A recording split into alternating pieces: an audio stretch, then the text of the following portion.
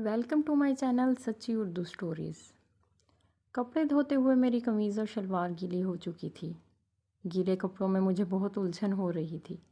میں گھر میں اکیلی تھی تو میں نے اپنی بلیزر اتار دی اور صرف قمیض پہن لیا، کیونکہ قمیض بھیگنے کی وجہ سے میرا وجود نمایاں ہو رہا تھا۔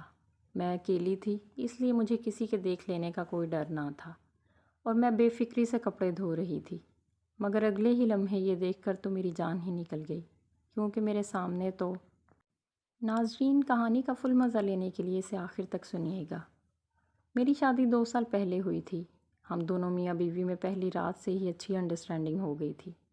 میرے شوہر میرا بہت خیال رکھتے، میری ہر فرمائش اور خواہش کو پورا کرتے۔ وہ کسی فارن کمپنی میں جاب کرتے تھے۔ 1 سال پہلے کمپنی نے انہیں بیرون ملک بھیج دیا۔ شروع میں تو میں بہت پریشان ہوئی، کیونکہ ان کی عادت تھی مجھے۔ دن تو گزر جاتا، مگر رات کی تنہائیاں ڈسنے کو آتیں۔ نہ جانے کتنی ہی راتیں میں نے رو کر گزاریں۔ پھر آہستہ آہستہ جدائی برداشت کرنے کا سلیقہ آتا گیا، اور کبھی میکے اور زیادہ تر سسرال میں میرا ٹائم گزرنے لگا۔ سسرال میں میری ساس اور سسر تھے۔ میری ایک ہی نند ہے جو کہ میرے شوہر کی چھوٹی بہن ہے۔ اس کی شادی ہو چکی ہے اور وہ ہر دوسرے تیسرے مہینے بعد میکے اپنے والدین سے ملنے آتی اور 1-2 ہفتے رہ کر واپس اپنے سسرال چلی جاتی۔ میرا سسرال چند ہی افراد پر مشتمل ہے۔ نند سے میری بہت بنتی ہے اور وہ بہت اچھی طبیعت رکھنے والی صاف دل خاتون ہے۔ وہ نند سے زیادہ میری سہیلی ہے۔ ہم عمر ہونے کے ساتھ ساتھ ہم دونوں کے فیگر بھی تقریباً ایک جیسے ہیں۔ پچھلے دنوں میری نند کو اس کا دیور ہمارے یہاں چھوڑ گیا اور 2 ہفتے بعد لے جانے کا کہہ کر واپس چلا گیا۔ میری نند کا خاوند بسلسلہ روزگار دور رہتا اور 2-3 ہفتے بعد 1-2 دن کے لیے گھر آتا۔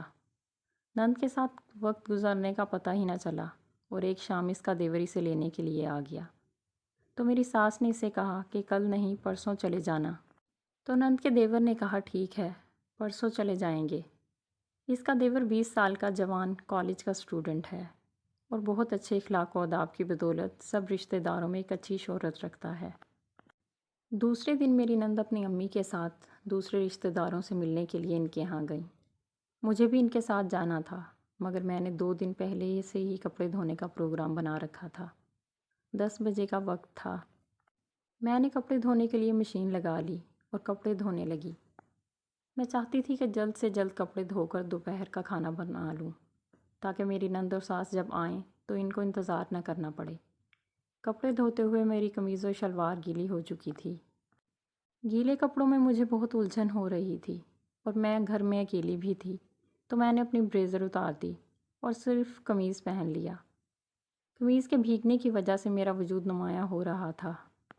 میں اکیلی بھی تھی، اس لیے مجھے کسی کے دیکھ لینے کا کوئی ڈر نہ تھا اور میں بے فکری سے کپڑے دھو رہی تھی۔ کچھ وقت گزرا تھا کہ اچانک میری نند کا دیور میرے سامنے آ کھڑا ہو گیا۔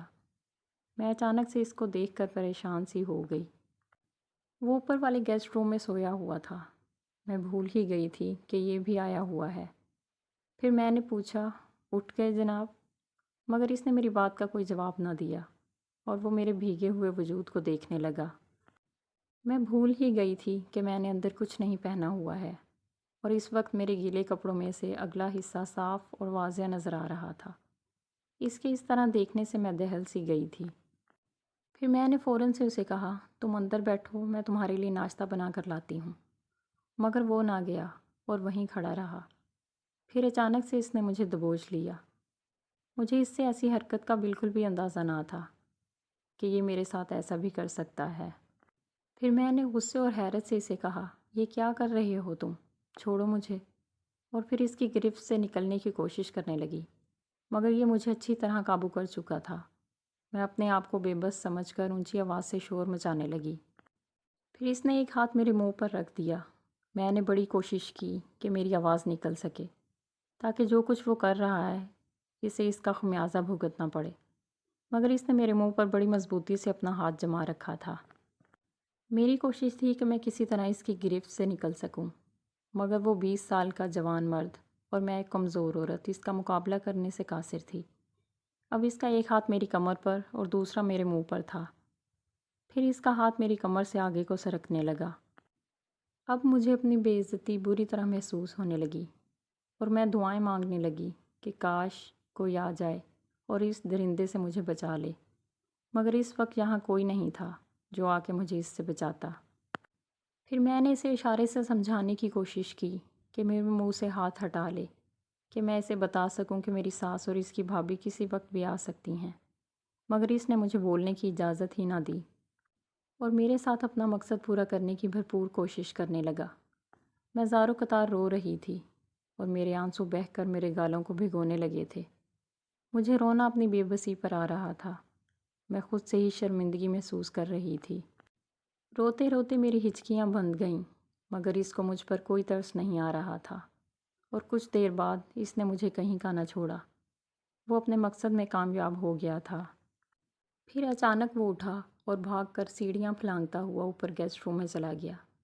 میں یوں ہی کچھ دیر لیٹی رہی اور حیرت سے سوچنے لگی کہ یہ میرے ساتھ کیا ہو گیا ہے، اور ساتھ ساتھ میں یہ بھی سوچ رہی تھی کہ اب مجھے کیا کرنا چاہیے۔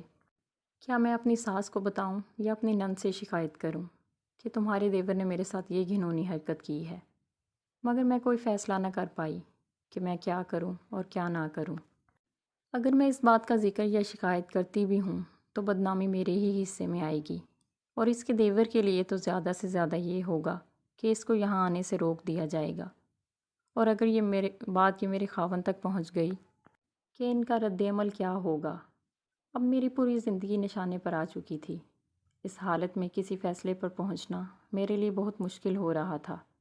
میں سر جھکائے یوں ہی بیٹھی تھی کہ اتنے میں میری ساس اور نند بھی آ گئیں اور میری حالت دیکھ کر مجھ سے پوچھا کہ کیا ہوا۔ میری طبیعت ٹھیک نہیں ہے، یہ کہہ کر میں نے بات ٹال دی۔ میری ساس کہنے لگی کہ تم اپنے کمرے میں جا کر آرام کرو، باقی کپڑے میری بیٹی دھو دے گی اور میں کھانا بنا لیتی ہوں۔ اور اس طرح میں اپنے کمرے میں آ گئی اور فریش ہونے کے لیے واش روم میں چلی گئی۔ پھر میں نے غسل کیا اور اپنے کپڑے تبدیل کر کے اپنے بیڈ پر آ کر لیٹ گئی۔ کچھ دیر بعد میری نند نے آ کر بتایا کہ کھانا تیار ہے، تو میں نے اس سے کہا کہ میری طبیعت ٹھیک نہیں ہے، اس لیے نہ کھا سکوں گی۔ تو وہ بولی ٹھیک ہے، تم آرام کرو، جب من چاہے کھا لینا۔ یہ کہہ کر وہ باہر چلی گئی اور میں سونے کی کوشش کرنے لگی۔ ایسی حالت میں نیند کا آنا ناممکن تھا، مگر تھوڑی ہی دیر بعد مجھے نیند آ گئی، اور اس وقت میری آنکھ کھلی جب شام کے کھانے کے لیے میری نند کہنے آئی۔ میں نے اس سے کہا مجھے کھانا یہیں دے دے اور ساتھ میں کمر درد کی ٹیبلٹ بھی لے آئے۔ میں نہیں چاہتی تھی کہ میں ان کے ساتھ کھانا کھاؤں، کیونکہ وہاں اس شیطان نے بھی ہونا تھا اور اس کا سامنا کرنا میرے لیے بہت مشکل تھا۔ میرے کہنے پر وہ میرے لیے اور اپنے لیے کھانا لے آئی اور ہم نے مل کر ڈنر کیا۔ تھوڑی دیر بعد میری ساس بھی میرا حال پوچھنے آئیں، اور کچھ دیر بعد مجھے آرام کرنے کا کہہ کر دونوں ماں بیٹی اٹھ کر ساتھ والے کمرے میں چلی گئیں۔ ان کے جانے کے بعد اب میں تنہا رہ گئی تھی، اور دن کا واقعہ ایک ڈراؤنا خواب بن کر مجھے ڈرانے لگا۔ پھر میں ایک کتاب لے کر پڑھنے لگی۔ دراصل میں نے مختلف خیالات کی جلگار سے اپنے آپ کو محفوظ رکھنے کے لیے کتاب کا سہارا لیا، مگر جو کچھ ہوا تھا اتنی آسانی سے تو میں اس کے متعلق سوچنے سے باز نہ رہ سکتی تھی۔ میں کتاب تو پڑھ رہی تھی، مگر اس کی ایک بھی لائن میں سمجھنے سے قاصر تھی۔ آخر میں نے کتاب بند کی اور لائٹ آف کرنے کے بعد بیڈ پر دراز ہو گئی، مگر مجھے حیرت اس بات پر ہو رہی تھی کہ ایک نہایت ہی سلجھا ہوا، اچھے آداب و اطوار رکھنے والا ایک شریف لڑکا اس سے ایسی حرکت کیوں سرزد ہوئی، اور اس کو یہ سب کرنے کی ہمت ہی کیسے ہوئی۔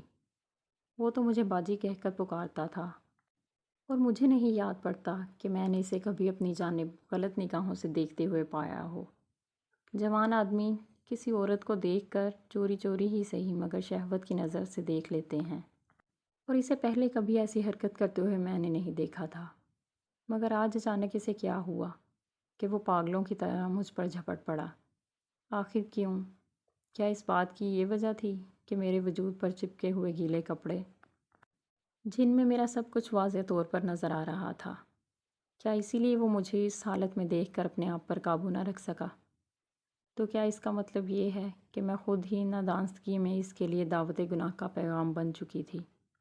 اب یہ ساری باتیں ایک سوال بن کر میرے دماغ میں گھوم رہی تھیں، مگر اس بات میں کوئی شک نہیں کہ میں اس وقت جس حالت میں تھی تو کوئی بھی مرد مجھے دیکھ کر اپنے حواس کھو بیٹھتا۔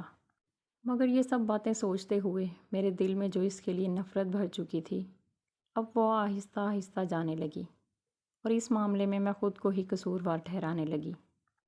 مگر میں سچ کہوں تو جب وہ میرے ساتھ یہ سب کچھ کر رہا تھا تو اس وقت مجھے بھی سکون حاصل ہو رہا تھا، کیونکہ میرے شوہر کو بیرون ملک گئے ہوئے 1 سال کا عرصہ گزر چکا ہے اور میں اس کی کمی کو بڑی شدت سے محسوس کرتی ہوں۔ اب اس واقعے کے بعد مجھے بھی کچھ ہونے لگا تھا اور میں یہ سوچنے لگی کہ کاش اگر وہ میرے ساتھ زبردستی نہ کرتا اور مجھے ویسے کسی طرح ورگلا لیتا تو کتنا مزہ آتا، اور میں اسے وہ لذت دیتی جو میں نے 1 سال سے بچا کے رکھی ہوئی ہے۔ اس بات کو لے کر میرے لبوں پر ایک مسکراہٹ سی پھیل گئی اور یہی سوچتے سوچتے کچھ ہی دیر میں نیند کی وادیوں میں چلی گئی۔ اگر آپ کو ویڈیو پسند آئی ہو تو ویڈیو کو لائک ضرور کریں۔ اللہ حافظ۔